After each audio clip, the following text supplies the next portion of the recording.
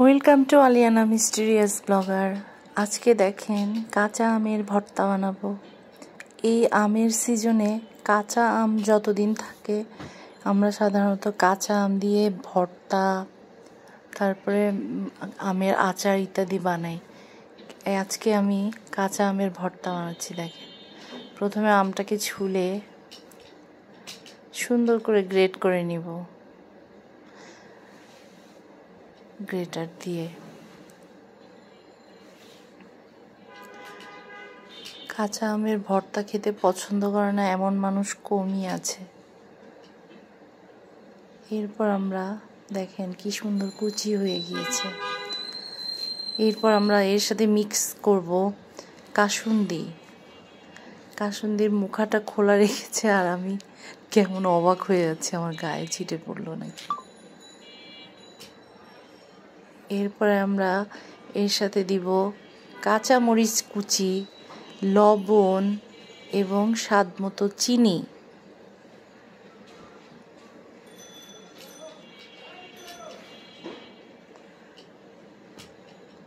আমার বাসার সবাই কাঁচা আমের ভর্তা অনেক পছন্দ করে। আমি যখন বানাই, কখন কার আগে খাবে, এখন দিয়েছি চিনি। চিনিটা আপনি স্বাদ মতো দিবেন। এরপরে দিব লবণ।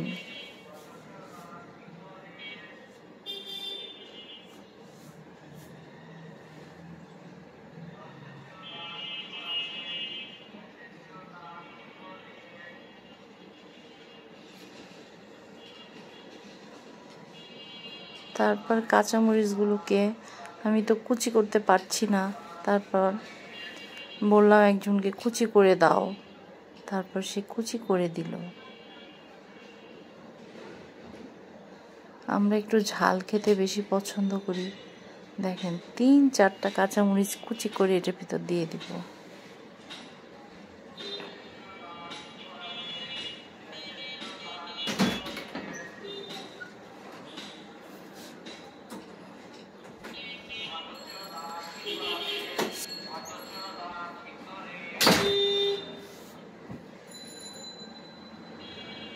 মরিচের কালারটা অনেক সুন্দর, আমার ভীষণ ভালো লাগছে।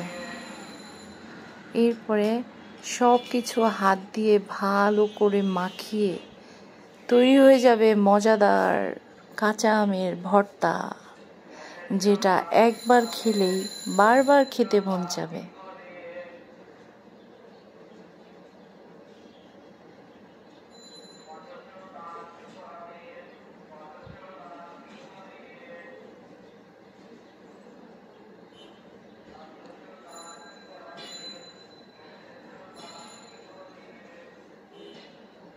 এরপর আমি টেস্ট করে দেখছি যে লবণ, চিনি, ঝাল ঠিক আছে নাকি।